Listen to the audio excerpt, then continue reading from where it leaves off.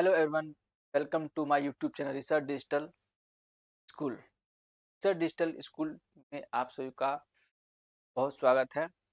Today my class, आज का जो मेरा क्लास रहेगा तो वेरी इंपॉर्टेंट फॉर दो स्टूडेंट जो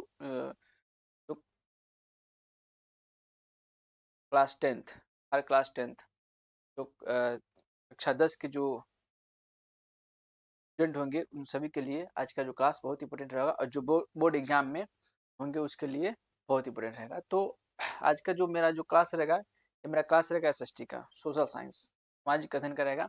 इसमें today my subject is history. तो आज का मेरा जो क्लास रहेगा इतिहास का रहेगा। और इतिहास में कितने चैप्टर होते हैं, how many chapters in history, उसको हम देखेंगे। और कौन सा टॉपिक रहेगा, पहला चैप्टर कौन सा रहेगा उसको हम देखेंगे। तो सबसे पहले इसमें हम एसएसटी में जो हमारा आज का जो क्लास रहेगा इतिहास का रहेगा, हिस्ट्री का। अब हिस्ट्री में कितने चैप्टर होते हैं, टोटल इसमें 5 चैप्टर हैं। कौन कौन से? तो हमारा जो पहला चैप्टर है the rise of nationalism in Europe, Europe में राष्ट्रवाद का उदय में हमारा जो पहला चैप्टर रहेगा यूरोप में राष्ट्रवाद का उदय।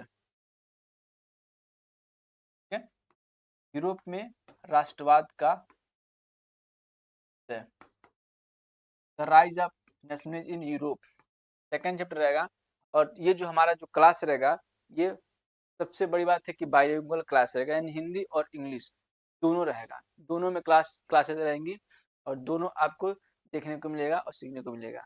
और लास्ट तक बने रहेंगे till the end of video, then I will provide PDF. तो बताएंगे पीडीएफ आपको कैसे मिलेगा। दूसरा हमारा चैप्टर रहेगा भारत में राष्ट्रवाद का उदय। सेकंड रहेगा भारत में राष्ट्रवाद का उदय। और हमारा जो तीसरा रहेगा थर्ड चैप्टर, भारत में राष्ट्रवाद का सेकंड चैप्टर, यानी कि the rise of nationalism in India. Third है हमारा भूमंडलीकृत विश्व का बनना, भूमंडलीकृत विश्व का बनना। ओके, भूमंडलीकृत विश्व का बनना, विश्व का बनना, द मेकिंग ऑफ भूमंडलीकृत विश्व का बनना। हमारा जो making of the global world, the making of global world. और हमारा जो चौथा रहेगा, फोर्थ हमारा जो रहेगा, चौथा रहेगा वो औद्योगिकरण का युग, औद्योगिकरण का युग, औद्योगिकरण का युग, द एज ऑफ इंडस्ट्रियलाइजेशन। क्या होता है? The age of industrialisation. और पांचवा होता है हमारा मुद्रण संस्कृति, मुद्रण संस्कृति, मुद्रा संस्कृति और आधुनिक विश्व, और आधुनिक विश्व, आधुनिक विश्व, यानी कि मुद्रा संस्कृति और आधुनिक विश्व। इसका मतलब होता है print culture and modern world, print culture and modern world. इसमें आज का जो हमारा पहला चैप्टर रहेगा यूरोप में राष्ट्रवाद का उदय, the rise of nation in Europe. Europe में कैसे राष्ट्रवाद का उदय होता है इसके बारे में देखते हैं कि जब हमारे यूरोप वहाँ पे लोगों का शासन नहीं रहता है, लोगों का शासन है तो वहाँ पे एक शासन आता है। और धीरे धीरे जब कई राज्यों का, कई राष्ट्रों का धीरे धीरे आगमन होता है, बाहरी से लोग आते हैं, तो वहाँ पे धीरे धीरे राष्ट्रवाद का, लोगों के प्रति जागरूकता होती है और धीरे धीरे राष्ट्रवाद का उदय होता है। उसको देखेंगे हम कैसे होता है। और ये हमारा जो क्लास रहेगा ये पूरे एसएसटी का एक निचोड़ रहेगा, क्विक रिव्यू रहेगा, जो बोर्ड एग्जाम के लिए एक बूस्टर का काम करेगा। और इसमें सिर्फ इस क्लास को आपको देखना है। ओके, और ये जो इस क्लास को देख करके आप जाएंगे तो बोर्ड एग्जाम में एकदम अच्छे से लिख करके आएंगे। इसमें पूरे चैप्टर का, इसमें पूरे चैप्टर का निचोड़ दिया है। ओके, तो आइए चलिए स्टार्ट करते हैं। यूरोप में राष्ट्रवाद के उदय का कारण, सबसे पहले आता है इसमें कारण। कारण क्या था? वहां राजतंत्र साम्राज्यवाद के विरुद्ध अनेक विद्रोह और क्रांतियां हुई और यूरोप में राष्ट्र राज्यों की स्थापना संभव हो सकी। सबसे पहले इसमें क्वेश्चन में कारण पूछ सकता है, कॉज पूछ सकता है कि यूरोप में राष्ट्रवाद का कारण क्या है? तो वहाँ राजतंत्र और साम्राज्यवाद, राजतंत्र का मतलब होता है monarchy and imperialism, monarchy and imperialism के विरुद्ध अगेंस्ट अनेक विद्रोह और क्रांतियां हुई। यूरोप में राष्ट्र राज्यों की स्थापना तभी जाके संभव हो सकी। यानी कि इंग्लिश में देखेंगे, due to the rise of nationalism in Europe, Europe में राष्ट्रवाद का उदय, मेनी रिबेलियंस, बहुत सारे विद्रोह एंड रिवोल्यूशन, क्रांतियां, टुक प्लेसेस अगेंस्ट मोनार्ची यानी राजतंत्र एंड इम्पीरियलिज्म, राजतंत्र और साम्राज्यवाद के विरुद्ध बहुत सारे विद्रोह और क्रांतियां हुई, and establishment of nation states become possible in Europe, तब जाके यूरोप में राष्ट्र राज्यों का नेशन स्टेट तब जाके बना। राष्ट्रवाद पर आधारित यूरोपीय क्रांतिकारियों के प्रयासों के दौरान, जो राष्ट्रवाद पर आधारित था, यूरोपीय क्रांतिकारियों के जो प्रयास फट हुए थे, इसके दौरान फ्रांस के जो दार्शनिक अंशरण ने राष्ट्र के स्वरूप और जो राष्ट्र का जो नेचर था उसका, राष्ट्र की विशेषता कैरेक्टरिस्टिक्स को अपने व्याख्यान के दौरान स्पष्ट किया। जो फिलोसफर थे, फ्रांस के जो फिलोसफर थे, उन्होंने अपने व्याख्यान में, कौन थे? अर्न्स्ट रेनन ने अपने व्याख्यान में इसके बारे में बताया था, अपने बारे में। तो during the efforts of European revolutions based on the nationalism, किस पे? राष्ट्रवाद पे। फ्रेंच फिलोसफर जो फ्रांसीसी क्या थे? दार्शनिक थे, अर्न्स्ट रेनन, क्लेरिफाइड अपने व्याख्यानों में द नेचर ऑफ नेशंस, राष्ट्र का स्वरूप के बारे में, and the characteristic of the Nations through this his lecture, अपने व्याख्यानों में राष्ट्र के स्वरूप के बारे में और उसकी विशेषताओं के बारे में बताया है। कौन? तो फ्रांस के कौन थे? अर्न्स्ट रेनन, फ्रांस के एक दार्शनिक थे। आगे देखते हैं। उसके बाद हमारा आता है राष्ट्रवाद की सबसे पहली अभिव्यक्ति 1789 में, 1789 ईस्वी, 1789 में फ्रांसीसी क्रांति में हुई। जब फ्रांसीसी की क्रांति हुई थी 1789 में, तब राष्ट्रवाद की सबसे पहली अभिव्यक्ति जो है देखा गया था। फ्रांस की इस क्रांति में मध्यम वर्ग की प्रमुख भूमिका, जो मध्यम वर्ग था, मिडिल क्लासेस का सबसे अहम भूमिका इसके देखा गया था। फ्रांसीसी क्रांतिकारी ने राष्ट्रीय भावना के विकास हेतु ऐसे अनेक कदम उठाए। जो फ्रांसीसी क्रांतिकारी थे, जो फ्रांस के क्या रिवोल्यूशनिस्ट थे, उन्होंने राष्ट्रीय भावना के विकास के लिए, नेशन डेवलपमेंट के लिए बहुत सारे से कदम उठाए, ठीक है, जिनसे देशवासियों में एक सामूहिक पहचान की भावना का विकास हो सका। और जो देशवासी थे, उनके कदम उठाने से वहाँ के जो देशवासी थे, उनके अंदर बदलाव में, उनके अंदर चेंजेस आए, ठीक है। The first expression of nationalism was in the French revolution in 1789। The first expression of nationalism, राष्ट्रवाद की जो पहली झलक देखी गई थी फ्रेंच रिवॉल्यूशन में 1789। Okay, the middle classes played a major role in this French revolution. इस फ्रांसीसी क्रांति में सबसे जो मध्यम वर्ग था, उनकी अहम भूमिका थी। The French revolutionaries took many steps develop national sentiments, ठीक है, यानी कि सामूहिक पहचान की भावना का विकास हुआ। और नेशनल सेंटिमेंट का मतलब बहुत सारे ऐसे कदम उठाए, एक सेंटिमेंट कदम उठाए, यानी कि ऐसे कदम उठाए जिनमें which could develop a sense of collective identity among the countryman, सभी देशवासियों में एक सामूहिक पहचान की भावना का जागरूकता हुआ और उनकी एक पहचान मिली, ठीक है। फ्रांस में नागरिक संहिता, जो नागरिक संहिता है, इसको हम नेपोलियन की संहिता ही बोलते हैं। और ये जो है नागरिक संहिता और ये नेपोलियन संहिता, ये कब हुआ था? 1804 में। इसको याद रखेंगे, 1804 में फ्रांस में नागरिक संहिता, जिस नेपोलियन संहिता के नाम से जाना जाता है, इसका जो निर्माण था 1804 में हुआ था, 1804 में। In France the civil courts also known as Napoleon's courts. अब ये कोर्ट्स क्या है, ठीक है, संहिता क्या है, इसको हम आगे देखेंगे। संहिता क्या है, कोर्ट्स क्या है। Civil courts also known as Napoleon courts was created in 1804 AD, यानी कि जो संहिता की बात होती है, जो नेपोलियन की संहिता की बात होती है या नागरिक संहिता, इसका जो शुरुआत हुआ था 1804 में, 1800 क्रिएटेड इन 1804 ईस्वी। आगे देखते हैं। के बाद यूरोपीय महाद्वीप में कुलीन वर्ग ही सबसे अधिक शक्तिशाली था। अगर यूरोप के देखेंगे तो जो कुलीन वर्ग था सबसे ज्यादा शक्तिशाली था, सबसे ज्यादा पावरफुल था, स्ट्रांग था। सामाजिक वर्ग अधिक शक्तिशाली सामाजिक वर्ग था। औद्योगिकरण के फलस्वरूप जब इंडस्ट्रियलाइजेशन हुआ तो उसके फलस्वरूप यूरोप में अनेक नवीन सामाजिक वर्गों का उदय। जब इंडस्ट्रियलाइजेशन हुआ, जब औद्योगिकरण की जब क्रांति हुई, औद्योगिकरण का युग आया, तो उसमें जो है बहुत सारे नए सामाजिक वर्ग भी जुड़े उनसे।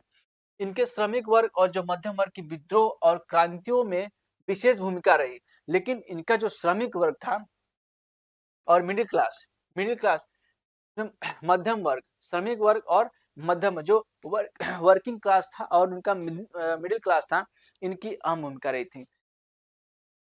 द अरिस्टोक्रेटिक क्लास का मतलब होता है जो कुलीन वर्ग को ही बोलते हैं aristocratic class. Was the most powerful, ये सबसे ज्यादा पावरफुल था social class in the European continent, यानी कि यूरोपीय महाद्वीप में जो कुलीन वर्ग था सबसे शक्तिशाली था। As a result of industrialisation, जब औद्योगिकरण का फलस्वरूप बात करेंगे, many new social classes emerge, बहुत सारे नवीन नए सामाजिक वर्ग क्या हुए, इमर्ज हुए, यानी कि जुड़े आए in Europe. There working class, जो वर्किंग क्लास था यानी कि श्रमिक क्लास को बोलते हैं श्रमिक क्लास, एंड मिडिल क्लास और जो मध्यम वर्ग का, played a special role in rebellions and revolution, विद्रोह और क्रांति। रिबिलियंस का मतलब क्या होता है, विद्रोह, और रिवॉल्यूशन का मतलब क्या है, क्रांति। जो विद्रोह और क्रांतियां हुई थी उसमें कुलीन वर्ग के साथ साथ श्रमिक वर्ग और मध्यम वर्ग इसमें, और सबसे पावरफुल कौन था, कुलीन वर्ग था इसमें, जिसको हम बोलते हैं अरिस्टोक्रेटिक क्लासेस। के बाद आगे देखते हैं 1815 ईस्वी में ब्रिटेन, रूस, ऑस्ट्रिया, प्रसा जैसी शक्ति जिन्होंने संयुक्त रूप से नेपोलियन को हराया था। कौन हराया था, नेपोलियन को हराने वाला कौन था, ब्रिटेन, रूस, ऑस्ट्रिया, प्रसा। ब्रिटेन, रूस, ऑस्ट्रिया और प्रसा, इन्होंने ऐसी शक्तियां मिल करके, चारों शक्तियां मिल करके 1815 में नेपोलियन को हराया था। ब्रिटेन, रूस, ऑस्ट्रिया और प्रसा के पंथ यूरोप के लिए एक समझौता तैयार करने हेतु वीना में मिली थी। और 1815 ईस्वी में आयोजित वीना शांति संधि की अध्यक्षता ड्यूक मेटरनिक ने की थी। नेपोलियन को हराने के बाद जब 1815 में शांति समझौता हुआ था, शांति संधि की अध्यक्षता हुआ था, तो उसकी अध्यक्षता कौन संभाले थे, ड्यूक मेटरनिक के द्वारा किया गया था। वीना कांग्रेस में हुई वीना संधि में फ्रांस को कमजोर करके तथा रूस, प्रसा, ऑस्ट्रिया आदि को शक्तिशाली बनाकर नेपोलियन द्वारा समाप्त किए गए राजतंत्रों, जो मोनार्ची था, राजतंत्र, नेपोलियन का जो मोनार्ची था, राजतंत्र समाप्त करके बहाल करने का प्रयास किया गया। इसका उद्देश्य नेपोलियन द्वारा युद्धों के दौरान जो युद्ध हुआ था उसके दौरान किए गए जो बदलाव किया गया था नेपोलियन के द्वारा, उसको समाप्त करना था। सबसे पहले जो 1815 की बात करेंगे तो ब्रिटेन, रूस, ऑस्ट्रिया और प्रसा, इनकी एक शक्ति मिल करके नेपोलियन को हराया था। और नेपोलियन को हराने के बाद आगे चल के जब शांति संधि की समझौता हुई थी 1815 में, उसकी अध्यक्षता किसके द्वारा देखा गया था, तो ड्यूक मेटरनिक के द्वारा देखा गया था। उसके बाद आगे देखते हैं इसमें जब नेपोलियन के द्वारा समाप्त किए गए जो राजतंत्र थे उसको बहाल किया गया, और आगे चल करके उसको बहाल करने का प्रयास किया गया, और इसका उद्देश्य था नेपोलियन द्वारा युद्धों के दौरान किए गए बदलाव का समाप्त करना था। In 1815 representatives of powers like Britain, यानी कि उनकी जो पावरफुल शक्ति थी, Britain, Russia, Austria and Prussia, who had jointly defeated Napoleon, मिल करके किसको हराया था, नेपोलियन को हराया था। डिफेटेड मतलब क्या होता है, डिफेटेड मतलब हराना किसको, नेपोलियन को। Met in Vienna to prepare a settlement, और वीना शांति समझौते में मिले थे यूरोप में। ठीक, the Veena peace treaty held in 1850, यानी कि जो वीना शांति समझौता हुआ था कब हुआ था, 1815 में। तो क्वेश्चन बनता है कि वीना शांति समझौता किस वर्ष हुआ था, तो 1815 में, याद रखेंगे।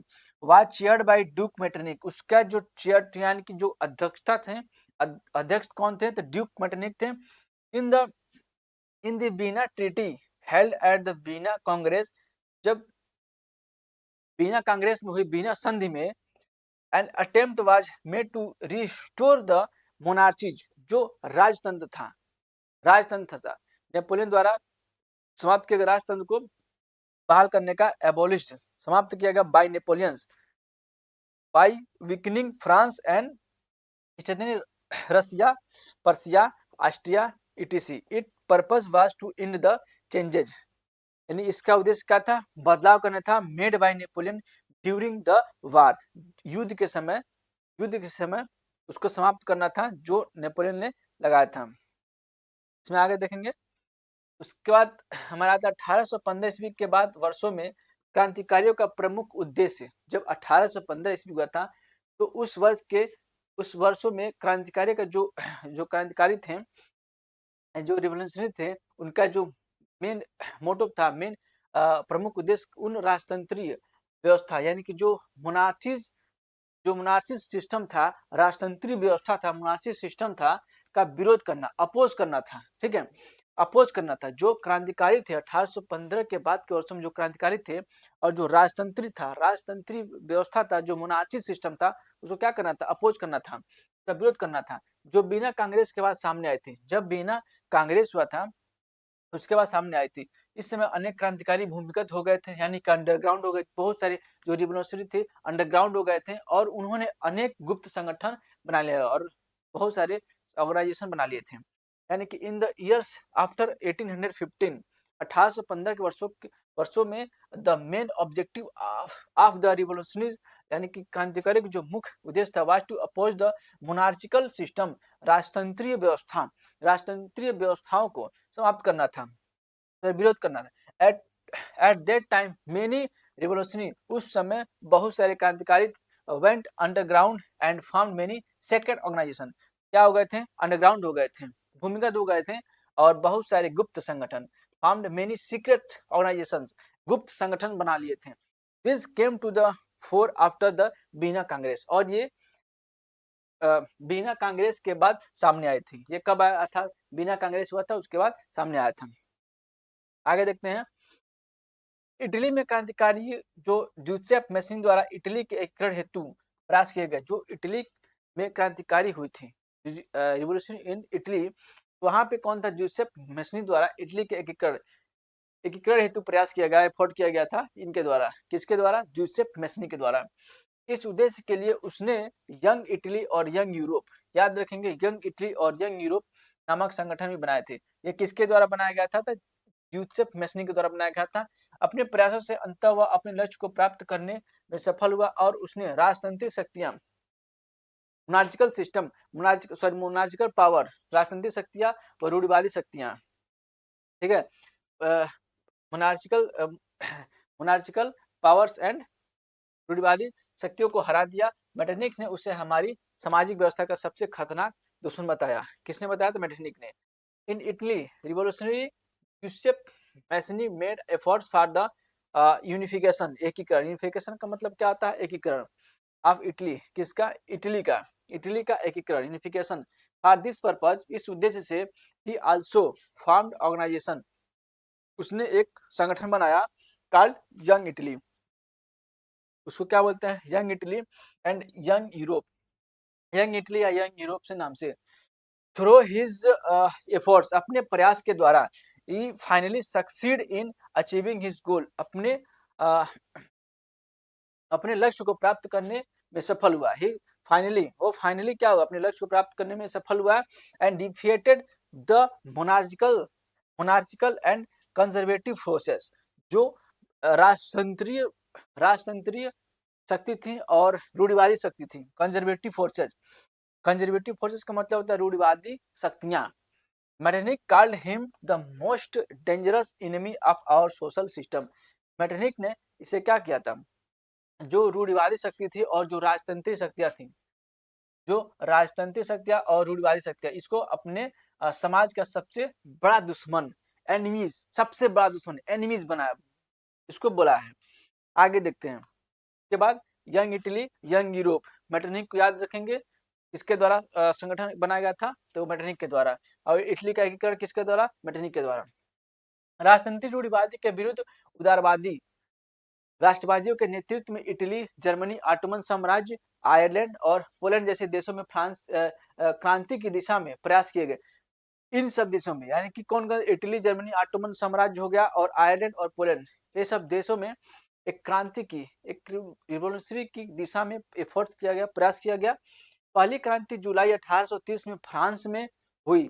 पहली क्रांति की बात करेंगे तो पहली क्रांति जुलाई 1830 में फ्रांस में हुई और उसमें रूढ़िवादी ताकतों को परास्त कर दिया गया। जो रूढ़िवादी ताकत थी उनको हरा दिया गया। रूढ़िवादी ताकत ने क्या किया, हरा दिया गया, डिफेटेड, ठीक है, हरा। कंजर्वेटिव फोर्सेस जो था, कंजर्वेटिव फोर्सेस उसको हरा दिया गया, परास्त कर दिया गया। इसके बाद लुई फिलिप की अध्यक्षता में, उसके बाद आते हैं लुई फिलिप, उसके बाद लुई फिलिप की अध्यक्षता में संवैधानिक यानी कॉन्स्टिट्यूशनली राजतंत्र की स्थापना हुई। इस घटना का सारे यूरोप पर प्रभाव पड़ा। जब इसकी लुई फिलिप की अध्यक्षता में संवैधानिक राजतंत्र की स्थापना हुई तब पूरे यूरोप पे इसकी जो इस घटना का असर पड़ा और वहां भी विद्रोह हुए। फ्रांस के संदर्भ में मेटरनिक ने एक बार कहा था, फ्रांस को लेकर के मेटरनिक ने एक व्याख्यान दिया था, क्या था कि जब फ्रांस छिकता है तो बाकी यूरोप को सर्दी जुकाम हो जाता है। तो मेटरनिक की एक कथन किसके द्वारा है, तो मेटरनिक के द्वारा बोला गया था कि जब फ्रांस छिकता है तो पूरे यूरोप को क्या होता है, सर्दी जुकाम, कोल्ड हो जाता है, कोल्ड, सर्दी जुकाम हो जाता है। अच्छा वो बुखार नहीं बोला। ये देखेंगे तो efforts were made towards revolution in countries like Italy, Germany, Ottoman Empire, Ottoman साम्राज्य, Ireland and Poland under the leadership यानी कि आप लिबरल नेशनलिज्म, लिबरल का मतलब रूढ़िवादी राजतंत्रीय, ठीक है, राष्ट्र उदारवादी, सॉरी उदारवादी, जो लिबरल नेशनलिस्ट का मतलब होता है उदारवादी राष्ट्रवादी, अगेंस्ट मोनार्चिकल यानी कि राजतंत्री, कंजर्वेटिव रूढ़िवादी। First revolution it took place in France, सबसे पहली जो क्रांति देखी गई थी फ्रांस में देखी गई जुलाई 1830 में, इन जुलाई 1830, एंड द कंजर्वेटिव फोर्सेस, जो रूढ़िवादी ताकत थी वह डिफीटेड, उसको हरा दिया गया था, परास्त कर दिया गया था जुलाई 1830 फ्रांस। आफ्टर दिस कॉन्स्टिट्यूशनल मोनार्चिकल, जो संवैधानिक राजतंत्र वाज स्टैब्लिश, बनाया गया था, ठीक है, स्टैब्लिश लाया गया था, बनाया गया था अंडर द लीडरशिप, किसके नेतृत्व में, तो लुई फिलिप के नेतृत्व में। जब जब लुई फिलिप के अध्यक्षता में संवैधानिक राजतंत्र जब लाया गया था, स्टैब्लिश बनाया गया था। This event had an impact मतलब असर पड़ना, कहाँ पे, द होल यूरोप, पूरे यूरोप पे इसका क्या हुआ, असर हुआ। एंड देयर वर रिबेलियंस, बहुत सारे विद्रोह हुए, there too, in the contest, इसके संदर्भ में, इसके फ्रांस के संदर्भ में मेटरनिक के द्वारा एक कथन है, कहा गया कि व्हेन फ्रांस, जब फ्रांस स्नीजेस, जब फ्रांस छींकता है, जब फ्रांस क्या करता है, छींकता है, sneezes, the rest of Europe catches colds, पूरे यूरोप को क्या होता है, सर्दी जुकाम लग जाती है। ये मेटरनिक के कथन के अनुसार है। इंग्लैंड के औद्योगिकरण की दृष्टि से, जब इंग्लैंड के औद्योगिकरण की दृष्टि से, इंडस्ट्रियल की दृष्टि देखते हैं, से आगे होने का कारण यूरोप के अन्य देशों के उद्योगों की परेशानियां बढ़ गई। जब इंग्लैंड के औद्योगिकरण की दृष्टि से होने के कारण यूरोप के अन्य देश जो थे उनके परेशानियां बढ़ गई। दूसरी ओर कुलीन वर्ग यानी कि कुलीन वर्ग के कारण यूरोप के किसानों की दशा दयनीय हो गई। 1848 ईस्वी में इन्हीं कारणों से पेरिस के लोग सड़कों पर उतर आए और उन्होंने विद्रोह कर दिया। लुई फिलिप को भागने के लिए विवश होना पड़ा। जब विद्रोह हुआ, जब जब विद्रोह किया, पेरिस के लोगों ने जब विद्रोह किया तो लुई फिलिप को भागना पड़ा और राष्ट्रीय सभा के द्वारा एक नया गणतंत्र, एक नवीन गणतंत्र की घोषणा की गई और 1848 ईस्वी का वर्ष उदारवादियों की क्रांति का वर्ष कहलाता है, ठीक है। Due to England being ahead in terms of industrialisation, अगर हम देखेंगे इंग्लैंड के औद्योगिकरण के दृष्टि से, due to England being ahead in terms of England के औद्योगिकरण की दृष्टि से, the problems of industries in other countries, Europe के अन्य देशों के उद्योग की जो परेशानियां बढ़ी थी, प्रॉब्लम्स बढ़ी थी, आप इंक्रीज बढ़ी ऑन द अदर हैंड, अगर हम दूसरी ओर देख बात करेंगे तो ड्यू टू इलाइट क्लास का मतलब होता है कुलीन वर्ग, the condition of the farmers, जो किसानों की जो दयनीय अवस्था थी ऑफ यूरोप की बिकेम पिटिबल, ठीक है, बहुत दयनीय हो गई थी। पिटिबल का मतलब होता है दयनीय हो गई थी। ड्यू टू दिस रीजन, इन कारणों से the people of Paris came out, बाहर आए, जो पेरिस के जो लोग थे बाहर आए सड़कों पे एंड रिवोल्टेड, और विद्रोह किए in 1848। Then Louis Philippe was forced to flee and new republic was declared, और एक नया गणतंत्र डिक्लेयर किया गया बाय द नेशनल असेंबली, एक राष्ट्रीय नया गणतंत्र की घोषणा की गई, ठीक है। ये सब का हुआ था 1848 1848 में 1848 में। आगे देखते हैं। के बाद इस समय France, Germany, Italy, Poland, Austro Hungarian साम्राज्य के उदारवादी जो मध्यम वर्ग थे, उदारवादी मध्यम वर्ग द्वारा राष्ट्रीय एकीकरण हेतु क्रांतिकारी प्रयास किए गए, और जर्मनी में सर्व जर्मन नेशनल असेंबली की जीत हुई, और जर्मनी में जाकर के इनके द्वारा फ्रांस, जर्मनी, इटली और जो ऑस्ट्रो हंगेरियन साम्राज्य था, जो एम्पायर था, इनके जो उदारवादी जो मध्यम वर्ग थे, यूनिफिकेशन एकीकरण के लिए क्रांतिकारी प्रयास किए गए, ठीक है। इनके प्रयास से सर्व जर्मन नेशनल असेंबली की एक जीत हुई। वहां सेंट पॉल चर्च में 18 मई 1848, डेट याद रखेंगे, 18 मई 1848, 18 मई 1848 को फ्रैंकफर्ट संसद में जनता के निर्वाचित प्रतिनिधि ने, जो जनता के द्वारा जो निर्वाचित प्रतिनिधि थे, फ्रैंकफर्ट संसद में पहुंचे, ठीक है, और अपना स्थान जाकर के वहां पे ग्रहण किए, यानी कि अपने स्थान पे जाके बैठे। उनके द्वारा एक अर्बन राष्ट्र के लिए एक संविधान का प्रारूप तैयार किया गया, और उनके द्वारा एक अलग एक संविधान का प्रारूप तैयार किया गया। यानी कि एट दिस टाइम रिवोल्यूशनरी जो क्रांतिकारी थे, एफर्ट्स प्रयास किए गए फॉर नेशनल यूनिफिकेशन, एक राष्ट्रीय एकीकरण के लिए, कि राष्ट्रीय एकीकरण national unification were made by the liberal उदारवादी जो मध्यम लिबरल मिडिल क्लास, जो उदारवादी जो मध्यम वर्ग के द्वारा, ठीक है। आप फ्रांस के, जर्मनी, इटली, पोलैंड, जर्मनी हो गया, इटली हो गया, पोलैंड हो गया, और उसके बाद ऑस्ट्रो हंगेरियन एम्पायर हो गया, and in Germany the all German national assembly on, और सभी जो जर्मनी के जो नेशनल असेंबली था उसकी जीत हुई। They are the elected representative of the people took their seats in the Frankfurt parliament in Saint Paul church, और जनता के द्वारा जो प्रतिनिधि चुने गए थे जाकर के सेंट पॉल चर्च में अपने अपना स्थान ग्रहण किए। ये कब हुआ था? 18 मई 1848 को। They drafted a constitution for a German nation, they drafted, और वहां एक प्रारूप तैयार किया गया, कॉन्स्टिट्यूशन संविधान फॉर जर्मन नेशन, जर्मन राष्ट्र के लिए एक संविधान का प्रारूप तैयार किया गया।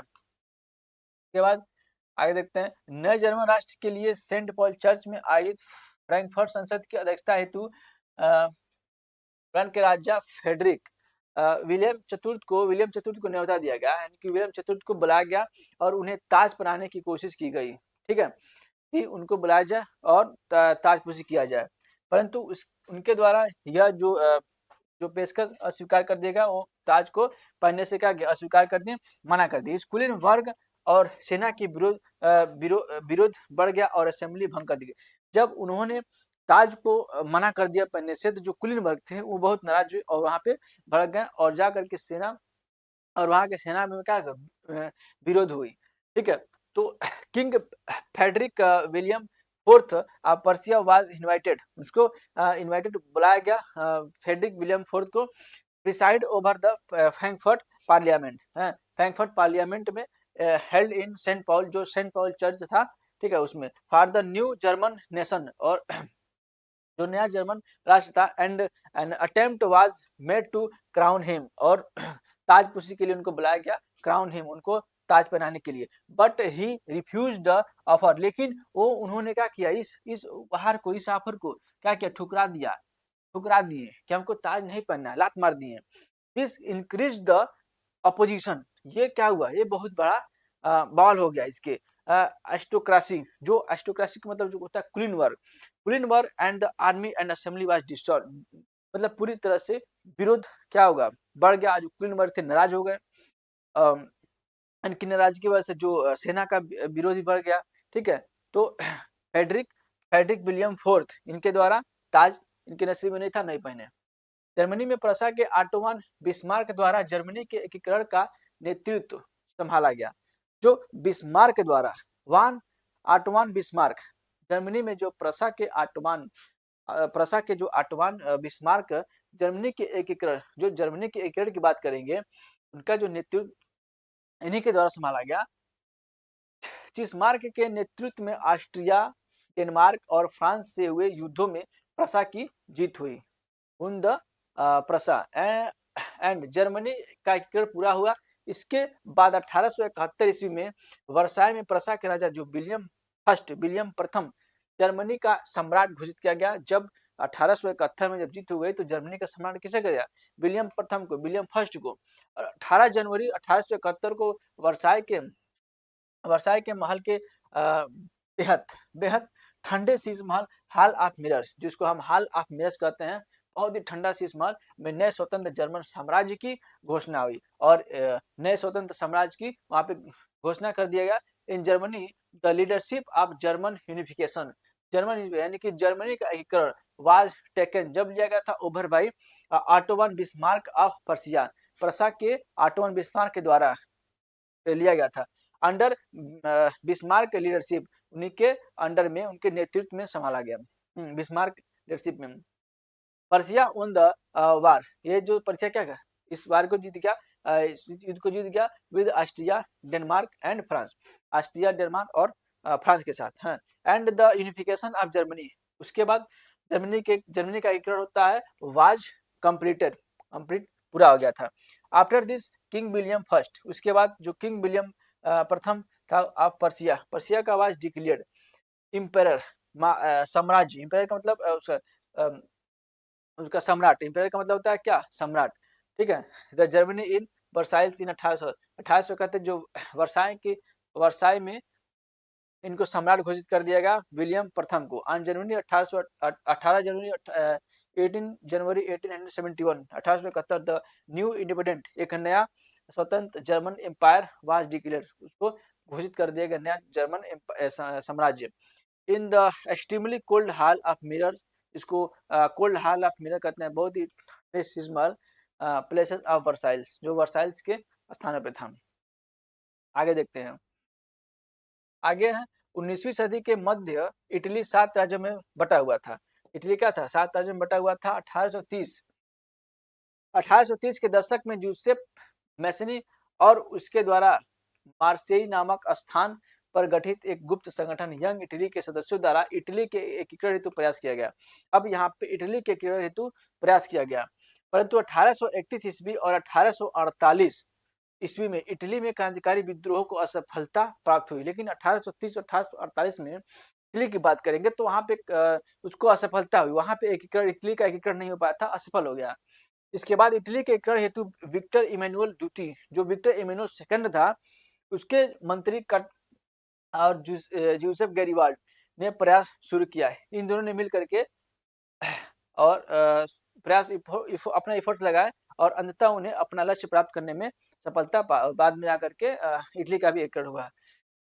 इन the middle of the 19th century, यानी कि 19वीं शताब्दी के मध्य में Italy was divided into 7 state, Italy was divided into 7, 19वीं सदी के मध्य में in the mid of 19th century, 19वीं शताब्दी के मध्य में Italy was divided into 7 parts, 7 parts में बटा हुआ था, 7 पार्ट्स में, 7 स्टेट में, 7 राज्यों में। In the 18 and 30 century Giuseppe Mazzini, जो जूसेफ मैसनी था and the members of secret organization, और जो इसके जो संगठन थे, जो गुप्त ऑर्गेनाइजेशन, गुप्त संगठन थे, मेंबर्स जो क्या थे, मेंबर्स थे। ठीक, उसके बाद कॉल्ड यंग इटली, उसको young Italy found by him at place called Marseille started efforts for unification of Italy. जो उसके बाद यूनिफिकेशन ऑफ इटली, इटली का एकीकरण के लिए स्टार्ट किया गया, बट द रिवॉल्यूशनरी जो क्रांतिकारी थी, रिबेल्स जो विद्रोही थे इन इटली फील्ड इन 1831 और 1848, लेकिन वो क्या किए 1831 और 1848 में क्या हुए, फेल हो गए। वो अपना एफोर्ट तो लगाए थे, लेकिन प्रयास तो किए थे, लेकिन क्या हुआ, उनका प्रयास विफल हो गया, सफल नहीं हो पाए थे। After this Victor Emmanuel second his minister, उसका जो मंत्री था इसका यूसेफ मिसरी का, Cavour Cavour and Giuseppe Garibaldi, और जूसेफ जो ग्रिवाल्डी स्टार्टेड इफोर्ट, अब इन्होंने मिल करके एक बार फिर से प्रयास किया the unification of Italy, Italy का एकीकरण के लिए, and finally then own successful in the achievement their goal, और अपने लक्ष्य को प्राप्त करने में उनकी सफलता हुई। तो आगे देखते हैं 1707 1797 ईस्वी में इंग्लैंड तथा स्कॉटलैंड के बीच एक्ट ऑफ यूनियन, इंग्लैंड और स्कॉटलैंड याद रखेंगे, इंग्लैंड और स्कॉटलैंड 1707 में एक्ट ऑफ यूनियन की एक क्या हुई थी, नाम एक समझौता हुआ था। एक्ट ऑफ यूनियन की समझौता किसके हुई थी, इंग्लैंड और स्कॉटलैंड के बीच में, तो किस सन में हुआ था 1707 में, जिसके फलस्वरूप United kingdom of great Britain का गठन हुआ। इन्हीं के फलस्वरूप स्कॉटलैंड और इंग्लैंड और स्कॉटलैंड के 1707 में जब समझौता हुआ था एक्ट ऑफ यूनियन पे, जब एक्ट ऑफ यूनियन पे समझौता हुआ था इसके बीच इंग्लैंड और स्कॉटलैंड पे, तो ग्रेट ब्रिटेन का निर्माण हुआ। ठीक है, ग्रेट ब्रिटेन का निर्माण हुआ 1707 में। ठीक है, यानी great Britain sorry United kingdom of great Britain पूरा बोलेंगे, उसका निर्माण हुआ। इससे इंग्लैंड का स्कॉटलैंड पर प्रभुत्व स्थापित हुआ। जब इंग्लैंड की बात करेंगे तो स्कॉटलैंड पे क्या हुआ, अपना अधिकार, अपना प्रभुत्व स्थापित हो गया। आयरलैंड को भी बलपूर्वक यूनाइटेड किंगडम में शामिल कर गया, और अपना बलपूर्वक यानी कि दबाव से, अपने ताकत से, फोर्स से आयरलैंड को क्या किया गया, उसी यूनाइटेड किंगडम में उसको मिला लिया गया, यूनाइटेड किंगडम में मिला लिया गया great Britain of United kingdom, और एक नए ब्रिटानी राज्य का निर्माण हुआ, और एक नए ब्रिटानी राज्य का निर्माण किया गया। इन 1707 an agreement called act of union, एक समझौता हुआ था एक्ट ऑफ यूनियन के नाम से, वाज साइंड बिटवीन, समझौता किया गया था, साइन किया गया था इंग्लैंड एंड स्कॉटलैंड के बीच, which resulted in the formation of United Kingdom of Great Britain, जिसकी जो रिजल्ट था, जिसका फलस्वरूप यूनाइटेड किंगडम विच रिजल्टेड इसके फलस्वरूप स्कॉटलैंड, इसके फलस्वरूप क्या हुआ, रिजल्टेड द फॉर्मेशन, हाँ the formation of United kingdom of great Britain, formation of United kingdom of great Britain, उसके फलस्वरूप इसका क्या हुआ, निर्माण होता है। This established England's supremacy over Scotland, यानी कि सुपरमेसी का मतलब उसका आधिपत्य हो जाता है, इंग्लैंड का आधिपत्य हो जाता है ओवर स्कॉटलैंड। जब इसका निर्माण होता है तो इंग्लैंड का अधिकार हो जाता है, आधिपत्य, सुपरमेसी का मतलब क्या होता है, अधिकार, आधिपत्य किसके ऊपर, स्कॉटलैंड के ऊपर। Ireland was also forcefully, Ireland को भी क्या बलपूर्वक इंक्लूड इसी में मिला दिया गया in United kingdom, and new British state was form, और एक नए ब्रिटानिया राज्य का स्थापना हो गया। आगे देखते हैं। उसके बाद 19वीं शताब्दी में एकता के राष्ट्रीय प्रतीक की समृद्धि को बनाए रखने हेतु फ्रांस में स्वतंत्रता और गणतंत्र के प्रतीकों द्वारा मारियान के रूप में जन राष्ट्र का विचार दर्शाया गया। मारियान के रूप में क्या किया, जन राष्ट्र का विचार दर्शाया गया। ठीक है, तो ध्यान देंगे, एक मिनट,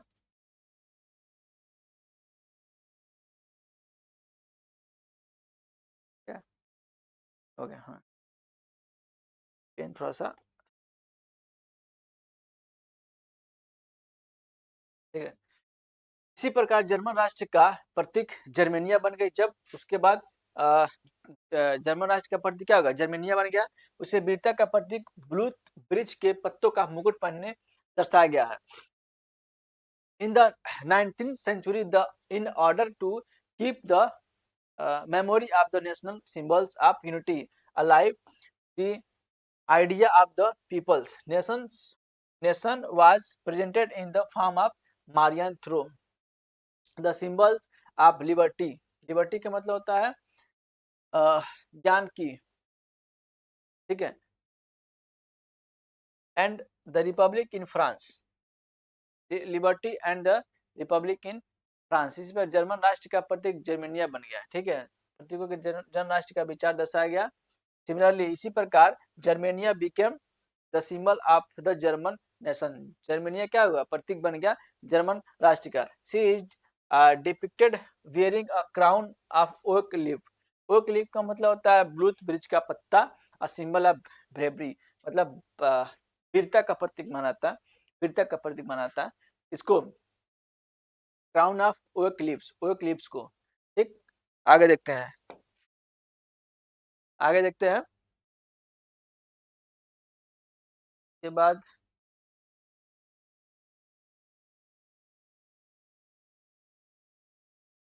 एक सेकेंड,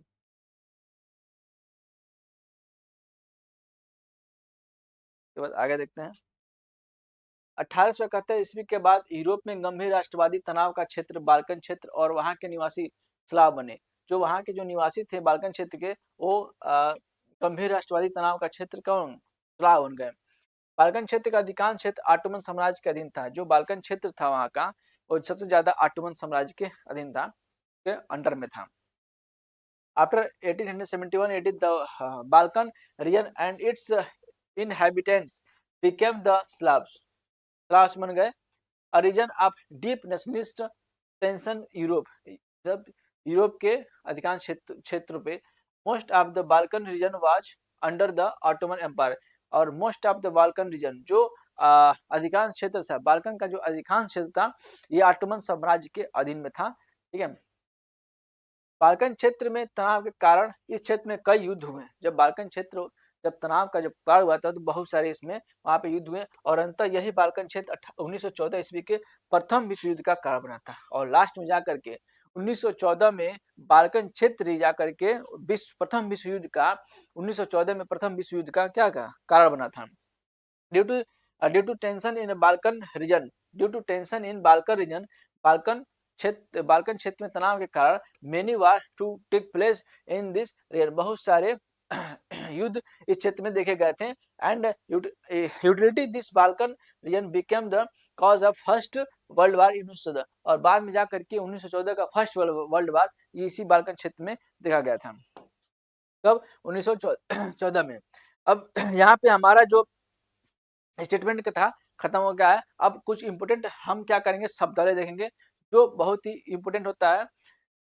उन शब्दावलियों से कभी कभी जो क्वेश्चन शॉर्ट आंसर क्वेश्चन जो है बनता है, और कभी कभी ये वर्ड जो है पूछता है कि एक्चुअली ये होता क्या है। जैसे निरंकुशवाद अभी क्या पूछ देगा कि इसमें निरंकुशवाद क्या है, यानी कि despotism, what is despotism, what is despotism, निरंकुशवाद क्या है। तो डेपोटिज्म, ये सब एक एक वर्ड होते हैं। निरंकुशवाद इसको हम देखेंगे। तो निरंकुशवाद का मतलब होता है ऐसी सरकार या शासन व्यवस्था जिसकी सत्ता पर किसी का कोई अंकुश नहीं होता है। सत्ता पर किसी का कोई अंकुश नहीं होता है, वो बेलगाम होता है, उसको हम क्या कहते हैं, निरंकुशवाद कहते हैं। उसको हम क्या कहते हैं, निरंकुशवाद, ऐसी सरकार या शासन व्यवस्था।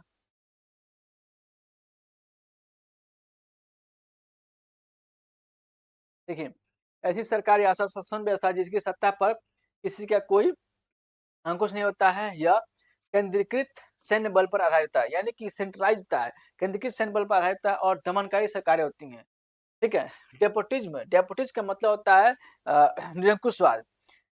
गवर्नमेंट और सिस्टम, सरकार या शासन व्यवस्था of government whose power is not controlled by anyone, किसी के कंट्रोल में नहीं, उसकी जो सत्ता होती है, जो पावर होती है, जो ताकत होती है, किसी कंट्रोल नहीं होती है।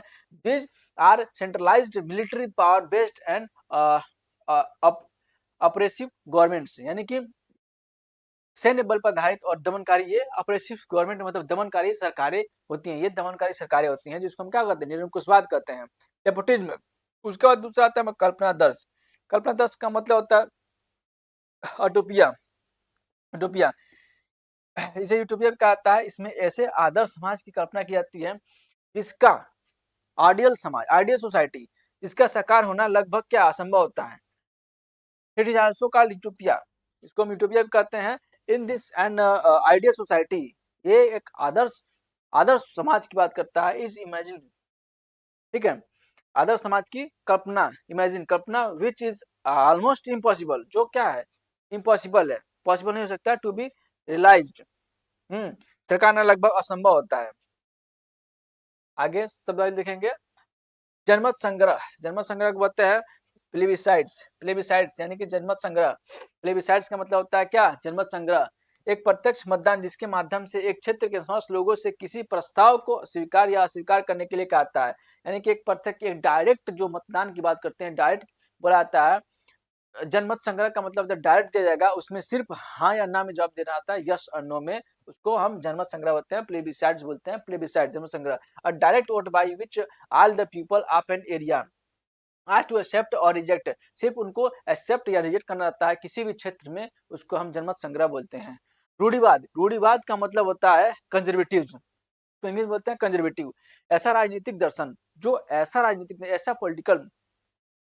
पॉलिटिकल फिलोसफी, ऐसा राजनीतिक दर्शन जो परंपराओं, यानी कि जो परंपरा का मतलब युगों से चला रहा हो, रीति रिवाज हो गया, और स्थापित संस्थाओं पर बल देता है। परंपराओं, रीति रिवाजों और स्थापित संस्था जो स्थापित कर दिया गया है, जो संस्थाओं ने, उस पर क्या करता है? ये बल देता है। रूढ़िवादी, यह तीव्र परिवर्तन की उपेक्षा करते हुए धीरे धीरे परिवर्तन को प्राथमिकता देता है। यानी कि तीव्र परिवर्तन की उपेक्षा करते हुए ये धीरे धीरे क्या करता है? ये धीरे धीरे प्राथमिकता देता है और धीरे आगे ये बढ़ता आता है। यानी कंजर्वेटिव का मतलब होता है रूढ़िवादी। पॉलिटिकल फिलोसफी, ऐसा राजनीतिक दर्शन दैट इम्पेसाइज ट्रेडिशंस, जो रूढ़िवादी ट्रेडिशन, जो परंपरा थी, ट्रेडिशन, कस्टम्स एंड एस्टेब्लिश्ड, ठीक है, स्थापित संस्थाओं पर बल देता है, इंस्टीट्यूशन स्थापित संस्था पर बल देता है। It prefers gradual changes while ignoring rapid changes, मतलब ये परिवर्तन की उपेक्षा करते हुए ये धीरे धीरे क्या करता है? धीरे धीरे प्राथमिकता देता है, धीरे धीरे परिवर्तन को प्राथमिकता देता है, परिवर्तन में धीरे धीरे बदलाव आता है। रूढ़िवादी यानी कि पेस्टिसाइड। विचारधारा, आइडियोलॉजी, एक विशेष प्रकार के सामाजिक एवं राजनीतिक दृष्टि को दर्शाने वाले विचारों का समूह, इसको बोलते हैं ideology. A group of idea reflecting a particular type of social and political view. Social and political view, reflecting social and political view दर्शाता है। सामाजिक एवं राजनीतिक दृष्टि को दर्शाने वाले विचारों को क्या कहते हैं? विचारधारा कहते हैं। बस इतना समझिए, सामाजिक और राजनीतिक विचारधारा को दर्शाने वाले शब्द को क्या कहते हैं? विचारधारा कहते हैं। नारीवाद, जो उसको हम बोलते हैं फेमिनिज्म। नारीवाद, स्त्री पुरुषों की सामाजिक, आर्थिक व राजनीतिक समानता की सोच के आधार पर महिलाओं के हितों और अधिकारों का बोध कराने वाली जो विचारधारा होती है, उसको हम क्या कहते हैं? नारीवाद कहते हैं। स्त्री पुरुष की सामाजिक, आर्थिक, राजनीतिक समानता देखते हुए जो महिलाओं की उसमें बात होती है, उसको हम नारीवाद कहते हैं, फेमिनिज्म।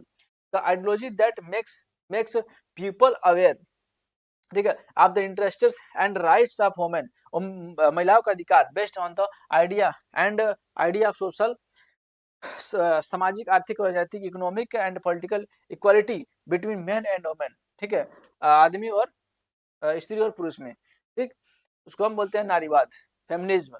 उसके बाद आता है निर्जाति। निर्जाति का मतलब एथनिक, एक साझा नस्ली, जनजाति या सांस्कृतिक उद्गम अथवा पृष्ठभूमि जिसे कोई समुदाय अपनी पहचान मानता हो। एक कोई समुदाय अपनी पहचान मानता हो, उसको हम निर्जाति बोलते हैं, एथनिक।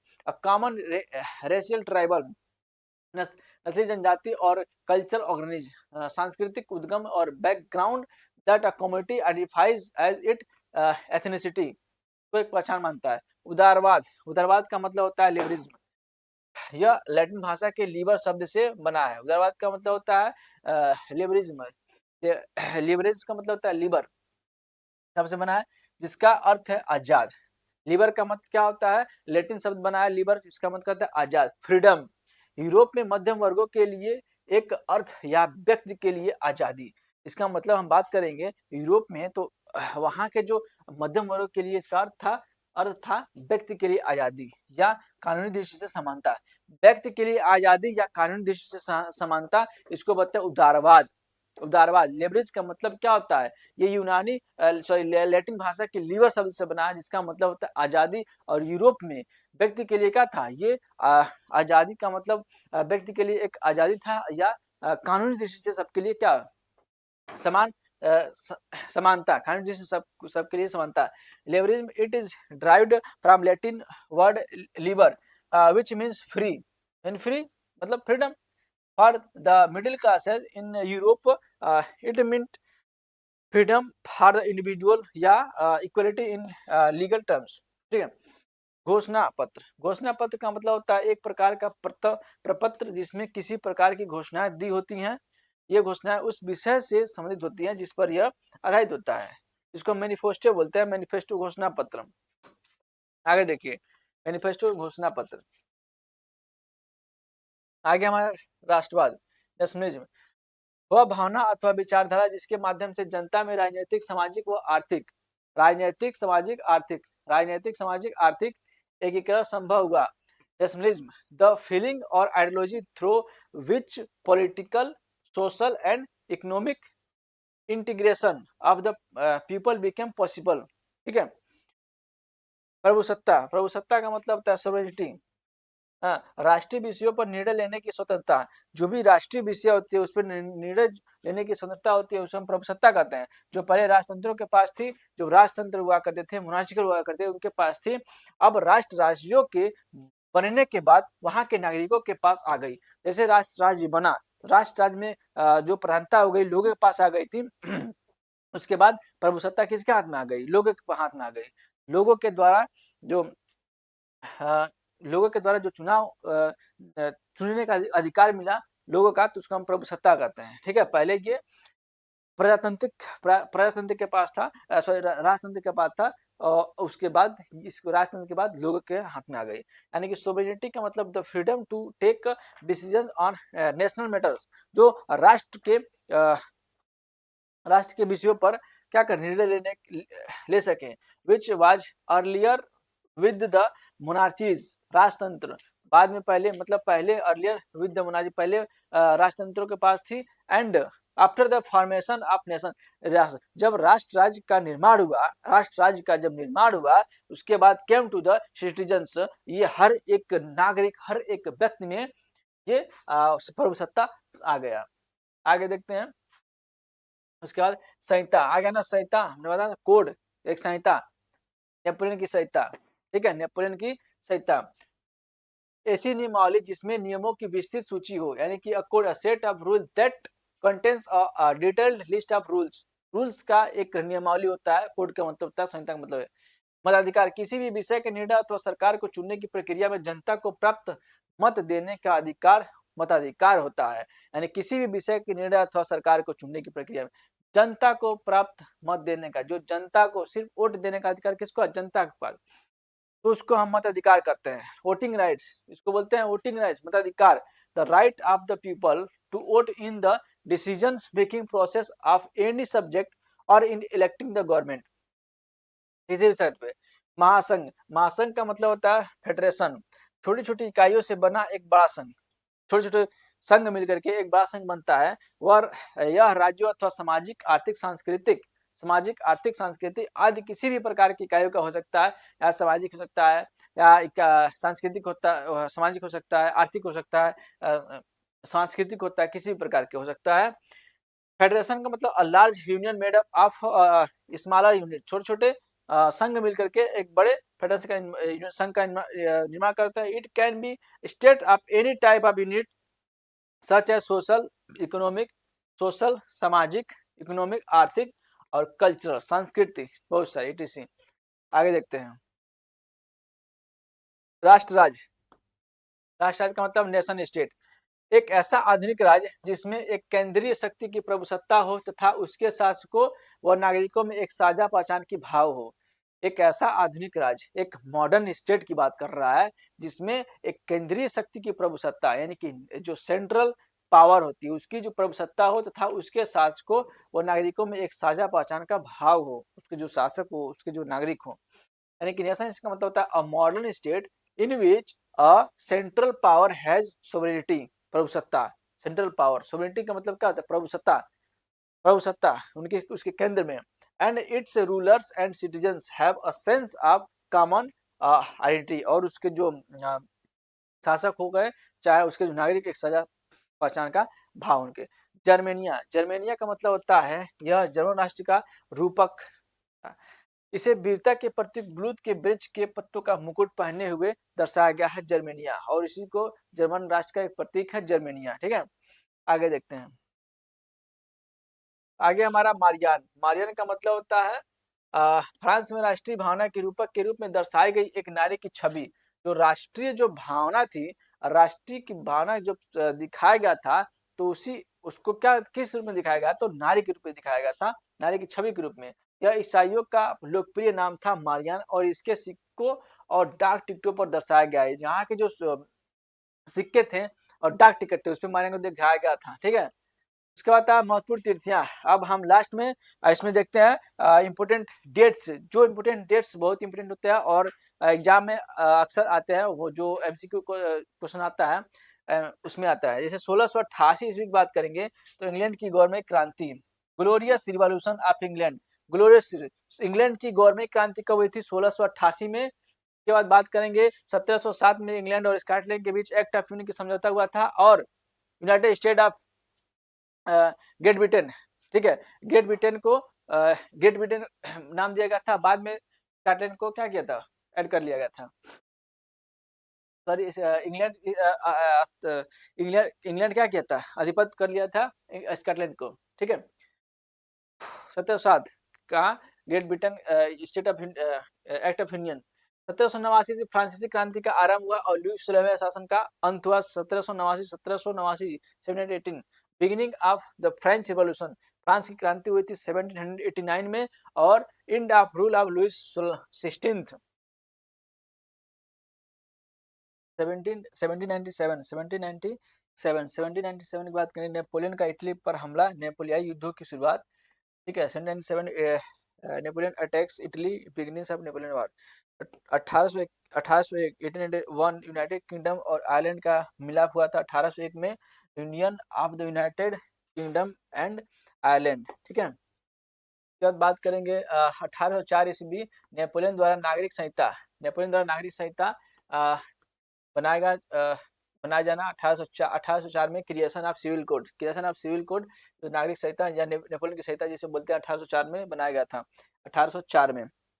इसका 1807 में जोसेफ मेसनी का जन्म हुआ था। 1807 में जोसेफ मेसनी वाज बॉर्न। 1814 से 1815 की बात की नेपोलियन का पतन और बिना शांति संधि। ठीक, उसके बाद 1821 की बात करें, यूनानी स्वतंत्रता संग्राम का आरंभ हुआ था 1821 में। आगे देखते हैं 1830 में फ्रांस की जुलाई क्रांति हुई थी। फ्रांस की जुलाई क्रांति, जुलाई रिवॉल्यूशन ऑफ फ्रांस। 1831 मैसनी द्वारा यंग इटली नामक और संगठन का यंग इटली या यंग इटली के नामक संगठन गठन किया गया था। 1832 यूनान एक स्वतंत्र राष्ट्र बना था। 1848 में फ्रांस की क्रांति और आर्थिक परेशानी से ग्रस्त कारीगरों, औद्योगिक मजदूरों और किसानों की बगावत, मध्यम वर्ग द्वारा संविधान व प्रतिनिधात्मक सरकार के गठन की मांग, इतालवी, जर्मन, मैग्यार, पोलिश, चेक आदि की राष्ट्र राज्यों की मांग। 1848 के बाद बात करेंगे 1859 से 1870 के बीच इटली का एकीकरण हुआ। 1870 और इमैनुअल द्वितीय इटली का शासक बना था 1861 में। 1866 की बात करेंगे, ऑस्ट्रिया और प्रसा के बीच युद्ध हुआ था 1866, और 1866 से 1871 जर्मनी का एकीकरण हुआ। जर्मनी का एकीकरण। फिर 1870 इटली के एकीकरण। 1870 इटली का एकीकरण की प्रक्रिया का पूरा हुआ था, और 1871 जर्मनी के एकीकरण की प्रक्रिया पूरी थी। 1905 हैम्सबर्ग और ऑटोमन साम्राज्य में स्वराज राष्ट्र का मौजूद होना, और 1914 प्रथम विश्व युद्ध का आरंभ हुआ था। ठीक है, प्रथम विश्व युद्ध का आरंभ हुआ था। तो हमारा जो आज का जो सेशन समाप्त रहा।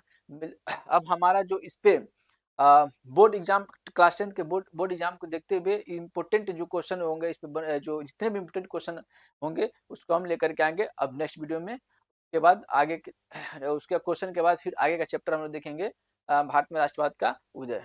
तो हमारे इस वीडियो को इसमें जो आपको समझ में आए तो लाइक करें, और इसमें जो भी कन्फ्यूजन हो आप हमें कमेंट करके जरूर बताएं। ठीक है, और इसको इस वीडियो को शेयर करें जो बोर्ड एग्जाम की तैयारी कर रहे हैं, जो एक भी दिन क्लास नहीं गए हैं, एक भी दिन क्लास नहीं गए हैं, किताब नहीं देखे हैं, तो बस वो हमारी वीडियो देखेंगे, उनको सब समझ में आ जाएगा, और अच्छे से एग्जाम में क्वेश्चनों को जो लिख करके आएंगे। ठीक है, और सब्सक्राइब करना ना भूलें। मिलते हैं नेक्स्ट वीडियो में। Thanks for watching.